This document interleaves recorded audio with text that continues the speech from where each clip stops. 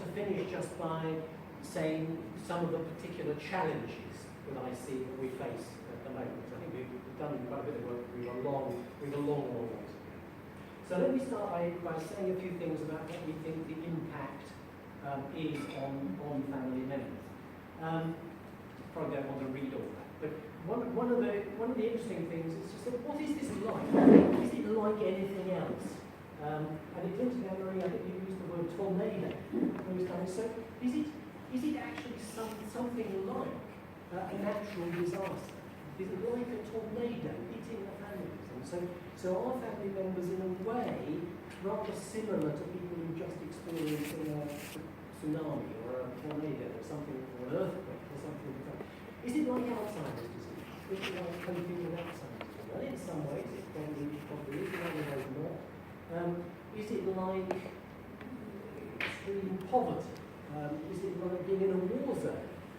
Is it like, to use a very current example, are there some similarities with parents whose children, unknown to them, have been radicalised and have actually gone off without their knowledge to a foreign country to join a movement which the parents don't agree with? So a loss, a real loss in them. Is it something?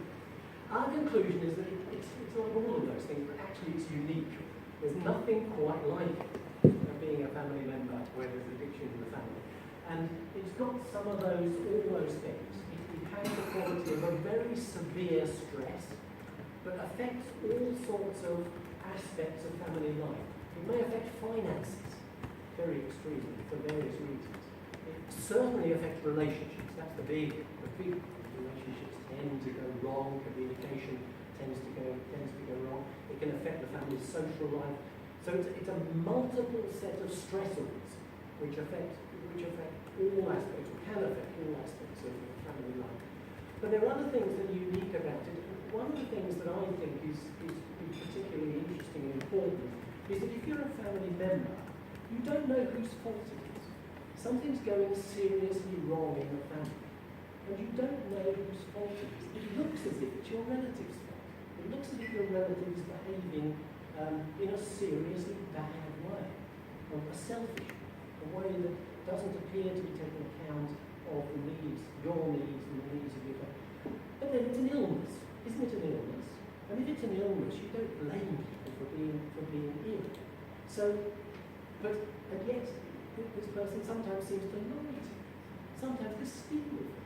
Sometimes they hassle you. Sometimes they say awful things to you. They say they want to kill you. They say terrible things to you. This can't be an illness, surely. Is it me to blame? So I think it's already been mentioned that historically it was wives who were blamed if their husbands had drinking problems. Parents still get blamed. A lot of professional theories still blame parents for causing their children's addiction or not coping with the problem. So am I to blame as a family member for not coping? So all those issues I think are particularly salient for families and make it really difficult for families to know how to cope. And the other thing, while I'm on about it, the other thing that I think is unique about it is that there are people out there in the outside world who don't seem to be helping at all. There are people out there who seem to be encouraging your relative's addiction. People who drink with your relative, people who take drugs with your relative, people who criticise the family, people who sell things. But the actual thing that is causing all this mayhem in the family and causing so much upset and ill health to your loved relative, there are people who seem to be benefiting financially. For heaven's sake, I mean, you've got enemies out there, which you wouldn't have. With Alzheimer's disease, most people are on your side if you have a relative in the family with Alzheimer's disease, or with addiction trouble. One of the characteristics is that as a family member you worry not just about yourself. It's not just that this is something that is abusive. It's not just that addiction is abusing you as a family, perhaps the children, perhaps the wife of the family, but actually you're very worried about your family member on all sorts of reasons. You're worried about family members' health. You're worried about your relative looking after himself or herself. You're genuinely worried about all sorts of things. So it's got this dual aspect to it. it's a kind of form of abuse, if you like, to family members. Addiction abuses the family. So you personally are affected, but also you're very worried about your family member. So it's your relative. So it's got that dual aspect, which I think is very important to understand. I think most professionals don't understand that dual aspect to it. The other thing is, how do family members cope? There's no clear ideas out there as to how you should cope. It's not something that we all grow up knowing. You know, when addiction happens to us in the family, there's rules about what you do. It comes as a complete surprise. How on earth do I react in this situation? And we've done a lot of work over the years about what we call coping. It comes from the psychological ideas about stress and coping. You know, whatever stress or what you get in life, you have to find ways of coping. So it's that sort of theoretical background to it. So we've been very interested in how people cope. Very broadly speaking, very broadly speaking, and this is to cut a very long story short, we think there are three ways you can cope with an addiction. You can either withdraw from it, you can keep out of the way of it, and that is what I think a lot of us do in society about addiction. If you have someone in the workplace with addiction, chances are you keep out of the way. You say nothing, none of my business, I'll keep it. There's a lot of that. But of course, when it comes to families' recovery, then some degree of withdrawing or detaching from it may be a good thing if the addiction is carried on. Being engaged in trying to do something about it is another, but that covers a lot of different things. I mean, we talk about two different types of engaged coping. One is more emotional, getting involved in rows, arguments, trying to control things. The classic thing, of course, is finding the booze and pouring it away, or watering it down, or going out to the publican and telling the publican not to serve your relative, or all those kind of controlling things, which on the whole family members say when they think about it, probably don't work. And certainly getting angry and getting lots of arguments probably doesn't work.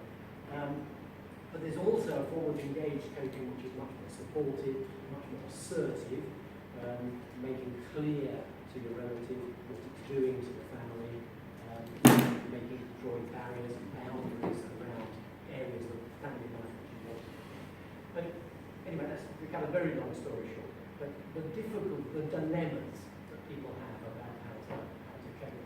And there's lots of interesting people have written endlessly about it. I mean, one of my favourites is the mother of Pete Doherty, the pop singer, his mother, writing about what it was like and all the dilemmas she faced.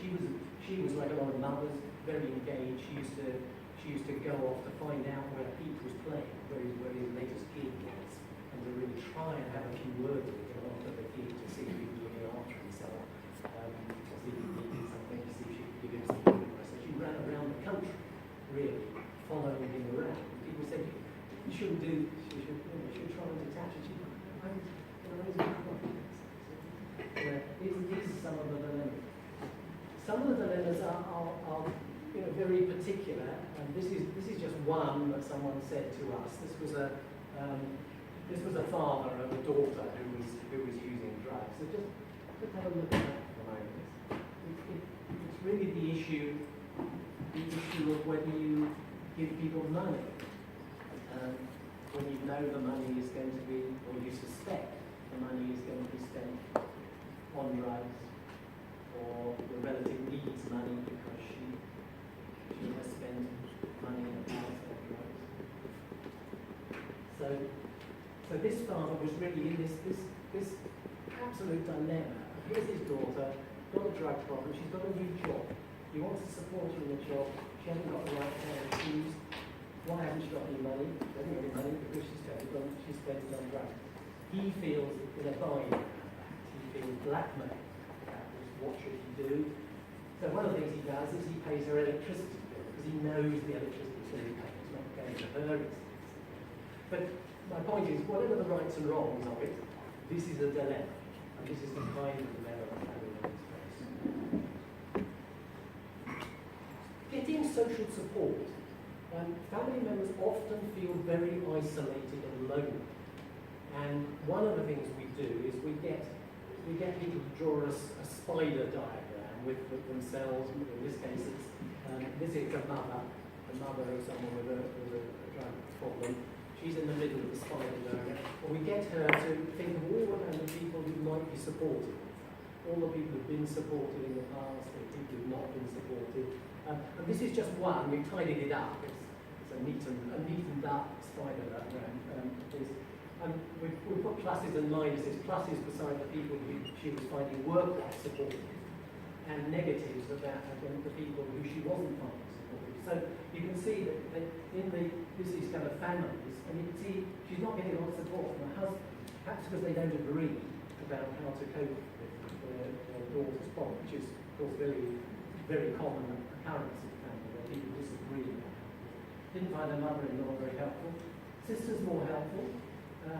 Then there's friends.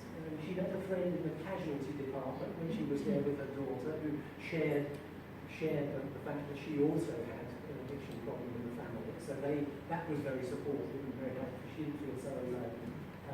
She's got a close friend who's helpful, but other close friends she doesn't find it useful to talk to for various reasons. And amongst criminal justice, not very helpful. Social worker, not very helpful. Daughter's social worker, quite helpful. A policeman, interestingly enough, helpful, because in this case the policeman had kept her informed about where her daughter was. So, this kind of only policeman is very good. And then, of course, all negatives down here, because these are all her daughter's drug-using friends and suppliers, and of course they're all wrong. So, getting good social support is really problematic for family members. And just something.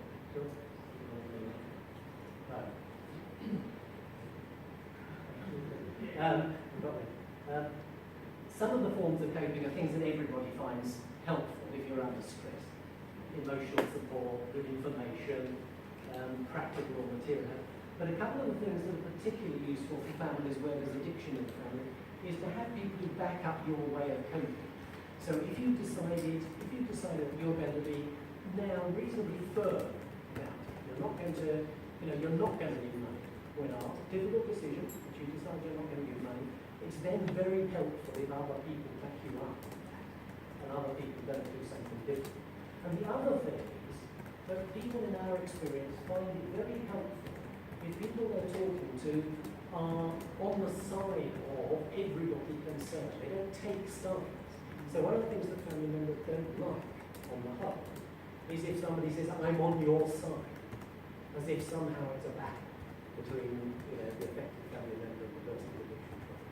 Because the family member, at least almost all the family we've talked to, are very concerned about their relative. They're not against them, however difficult the situation is. So people find it very helpful if other people see the whole picture and back up everybody, not just me. Needless to say, family members feel all sorts of terrible things. That's just at least some of the things family members do. They can feel frightened, and certainly feel alone, they can feel helpless, despairing. And as a result, the health of family members is poor.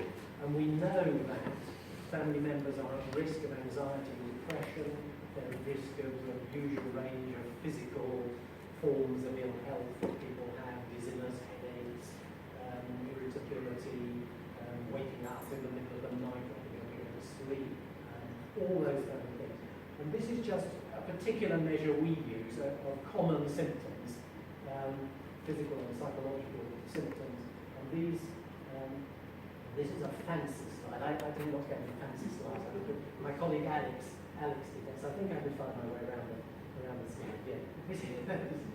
These up here were from several of our studies showing very high average scores on this standard scale of symptoms of ill health compared to people just in the community who haven't got such problems, are much, much lower. So this is a normal level. Sometimes people do get headaches and wake in the night and stuff, but it's a low average score. And this is people who are patients of psychological services. So these are people who are approaching psychologists and other people because they're anxious or depressed or whatnot. So you can see that the family members have got, if anything, even higher scores. So they're very much at risk. And there's good research from the United States some years ago and from other countries now showing exactly what I think some people have alluded to already, that when recovery takes place for the relative who has an addiction problem, that health of family members tends to get better as well. I think I'll go back because I suspect I'm taking probably too much time. But we failed, and I think this has been mentioned already, Tony, I think you mentioned this, we really have neglected this aspect of addiction, the family side bag. And I think there are two aspects to that. One is we failed on a theoretical level, that we don't have, or most professionals don't know about, clear ideas about how to understand the family. They don't understand the stress and coping stuff, or some of the things that I've gone through. And in fact, what we've tended to have is rather critical, often pathologizing ideas, going right back to the wives of alcoholics idea, that they were probably to blame. But there's lots of modern views also on that. And I think there's some ambiguous models, and I know this is probably treading on some toes, but personally, our group isn't terribly fond of the codependency idea either, because we tend to think that codependency runs the risk of blaming family members for what they're doing. And I know advocates of codependency will probably say that I've got it absolutely wrong, and that's not true. But we think that models on the whole are pathologizing, or not clear that they're not pathologizing. And the other thing is we've just failed practically. We failed to include family members, and we failed to provide things for family members. That's our non-pathological model of what's going on for family members, if you like this sort of this modelling of things. I tend to think of this as a power and empowerment or disempowerment model. I tend to think of addiction as something that disempowers people. And that as a result, the ripples out to the rest of the family disempower the family. So we all like to think that we're agents of our own control. We all like to think we're autonomous actors, that we more or less control what's happening in our families and in our lives. Addiction erodes that. Addiction decreases people's sovereignty, if you like, and it does so for family members as well as a ripple effect. So our model is that addiction does that for people who are suffering from it and for their family members. Family members feel stressed. As a result, family members experience ill health, as the adults and the children. And in between are three things that we think are very important. Social support, that I mentioned. If you can get good social support, things are probably better for you. If you cope in ways that you're happy with and seem to be more effective than others, that's a good thing. And if you can get good information, that's a good thing. So those are good. And that leads me on to the method that we've developed, the 5-step method, which I mentioned. It's got those 5 steps. If anything, the most important one is just listening. We think that on the whole, most professionals don't listen. They don't give family members time. They often don't know. So that's the problem that's going on in the family. And if they do know it, they haven't the time to give to family members to listen. So listening non-judgmentally, not waving in with, I wouldn't do that if I were you. You're lending him money. I wouldn't do that. This is, we think it's got to be non-judgmental, listening, careful to what family members have to say. Providing information, and that could be anything from providing information about addiction, because of course family members are very confused about what addiction is. Now my son is on methadone. Why is he still buying some heroin? I don't understand. What is this addiction? What is this addiction thing all about? So trying to have a clear understanding of why it is so difficult for people to give up to their husband, why people may have got is very important. But it may be very practical information. It may be practical information about legal advice. It may be practical information about debt advice. If it's gambling, for example, the debt advice is particularly important. probably as well. Discussing ways of coping. So if it was the father that we saw earlier, we would probably discuss the pros and cons of buying the shoes for the daughter or not buying the shoes. We might even do a role play. So if the decision is that it's best not to, we would say, we know it's going to be difficult next time you say no, because saying no is always difficult. Let's role play. Let's role play you saying no to your daughter and her reaction to you saying no, and then how we're going to deal with her reaction. So discussing ways of coping, exploring social support, using the network diagram that I talked about, and then reviewing and arranging further help as needed, and that could be anything. It could be referring on to some other kind of family work, it could be referring on, say, couples counselling, which is an effective way if it's a couple that we're talking about. It could be at that stage that you manage to involve the relative. Because I think what you'll see from our approach is it's for family members in their own right. So very often this will be for family members where the person with the addiction problem is not yet ready to do anything about it, or is not yet engaged, or is not started into recovery at all. But if there's a prospect of that drawing that person in, then it's probably at this fifth stage, having gone through all the work with the family member, one might try. I hope this isn't an off-the-shelf sort of, one thing for everybody approach. I think there is a danger. Us as clinical psychologists, we have a tendency to do that. We invent something and then we love it and we pursue it and we tell everybody about it. We write papers about it and we seem to find all sorts of evidence it works and other people's don't work. So we do that. I've been long enough in the business to appreciate this is how things go on. So what we hope the five-step method is not a cast in stone, you must do it this way and you must give people 5 sessions and you must provide information at the second session. The whole idea is that it's flexible. If you're a GP, you might only ever have one occasion to talk to a patient and to listen to what the patient's got to say or to give some information. The only one session you've got. You may be a practice nurse who is not trained particularly in counselling or therapy or psychological therapy of any kind, but you may have a real chance, if you know about the five-step method, to do something very useful. And we've done one of our major projects was in primary care, so we had GPs, health visitors, and practice nurses who had some training in the five-step method, and they were all able to do individual bits of work in which instead of pushing the problem under the carpet, not recognising it, saying, well, the only thing you should do is leave your husband, or the only thing we can do here is if your son comes to see us. Instead of all those dismissive, brushing off things, which are so common, these people were actually able to do some small bits of work. So, and we think the five-step method can be done by people who are very highly trained professionals. We think it can be done by psychiatrists. We think it can be done by other people who work in addiction services, but we also think it can be done by people who are volunteer workers. I suppose the most obvious example is somebody in Mexico have been doing this five-step work, not just in Mexico City, but out in indigenous or Spanish-speaking people out in the rural areas in Mexico, and they found that it was really a very cost-effective approach because the drinking problems there were really quite prevalent. We think it can be done over 5 sessions or 1 session.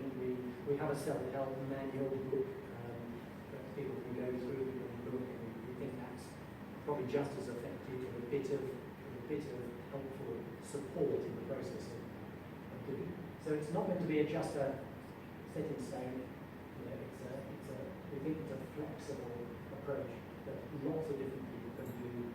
In fact, almost anybody who is in a position to meet a family member and do something useful rather than just brush it off or say something unhelpful. There are criteria. We've done more of this work, I think, probably in Ireland than anywhere else. We haven't done enough work of this in England. Really. We haven't been taken up in England quite the way as in Ireland. there's a whole network of family support groups organised in the central organisation in Dublin, and we train over time. I think there's now 25 accredited 5-step workers who go through the criteria for doing each of those 5 steps now, and listen to tape recordings of sessions, and then become accredited trainers themselves. So they're I think the latest count was there were 25 accredited 5-step workers in Ireland, and they've seen, I think, between them 500 or thereabouts family members. So in Ireland, it particularly well. There's a project in Goa in India. We're doing quite a lot of work in other countries. Not enough in England. Does it work? I'm not going to bore you with all the research. If you want to follow it up, there's written bits about the work. We've done a number of studies, alcohol, drugs, and gambling, a number of primary care specialists, voluntary community settings, looking at pre-post changes, showing that actually family members do benefit in certain ways. And we've done one controlled trial as well, the renal outcomes. We use I just mentioned this in case anyone was interested in using it in the work. We use a 30-item questionnaire that we give to family members, which we think is very relevant to study before and after changes. It covers all those things, certain aspects of coping, social support, stress and shame. We call it the SQFMAA. Is that better about it? It stands for the short questionnaire for family members affected by addiction. Family members, the results of most of that research is that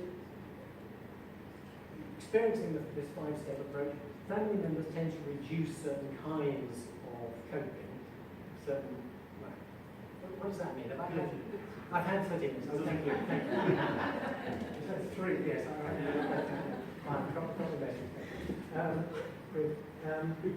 They reduce certain kinds of coping, the kinds of coping we call tolerance. Being perhaps too tolerant of what's going on, not really confronting it at all. And this engaged emotional rather than shouting or arguing. Those tend to go down. And symptoms, the physical and psychological symptoms, which I mentioned earlier, they tend to reduce as well after people have had the. But practitioners also change. Mostly, our experience is that people working in services are really not very family oriented. That is a great pity. I'm really sorry about that. And it's hard work to get them to be more family oriented, I have to say. But our experience is that when we train organisations, and we've done well with whole organisations, trying to get them to be more family oriented, to see how it's affecting families, and to use the 5-step method. And we find that practitioners do get more confident in working with family members, and they also do start to realise the benefits of working with family members. Because often organisations are very dismissive of working with family members. They say family members are going to be a damn nuisance. It's going to be very difficult to work with family members. If I have someone with an addiction problem and their family member in the same room, I'm not going to be able to control this. It's going to get out of hand. There's going to be lots of harm. Lots of family members are a nuisance anyway. They tend to undermine all the good work we're doing. I'm paraphrasing. It's not quite as bad as that. But services are often really quite resistant to working with family members, and we find the practitioners really do benefit. These are just, I won't go into that in detail, but those are some of the ways in which we think what family members feel and what they do can be transformed by someone like the 5-step. It doesn't have to be the 5-step, but anything which takes family members seriously, looks at some of the things I've talked about. People increasingly look at their own lives and be increasingly assertive, take a calmer approach, and more aware of what the addiction problems do to them. Those are some of the things family members have said, just a few examples, things that people say. Stop shouting and arguing about it. My wife and I now sit down and talk about that sometimes. I don't use things like that. This is one, thanks to my colleague Lorna Templeton, who's been doing some very interesting work adapting this in Northern Ireland, as a matter of fact, for adolescents. Most of our work has been with adults, but they've been developing, they call it something slightly different, they call it steps to code, but it's based on the five steps that I talked about. And this is just one girl, 14-year-old girl, who said something before.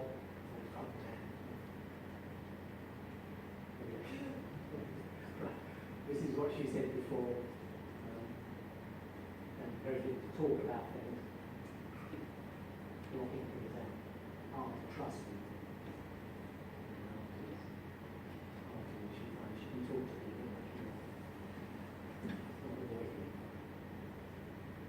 And she says, I think the booklet is the main reason. That's the adaptation they did for adolescents of our self-help, our 5-step self-help.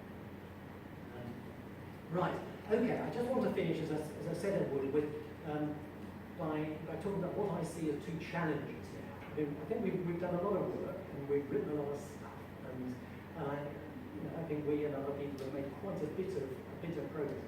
But I'm still frustrated, and I'm at the stage in my career where, I haven't got decades left. I want to see some more progress made in the few years that I've got.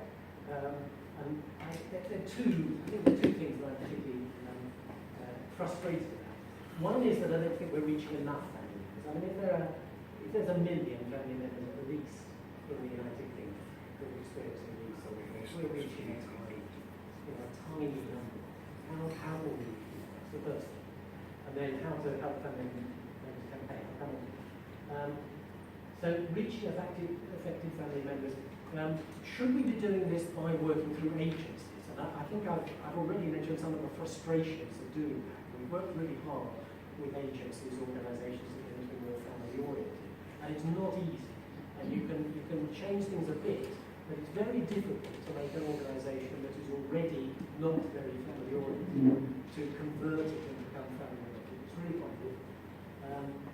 Should one raise awareness in non-specialist organisations like primary care? Our experience in family care has been sort of good and bad. One project we did that I mentioned earlier with health visitors and GP practitioners, that was volunteers from all over Birmingham. So we got, I think, 150 volunteers, but I mean, there are thousands. There are thousands of primary healthcare workers in Birmingham, and we got about 150 involved, and they were very good, and they did some interesting work, and we thought that was very effective.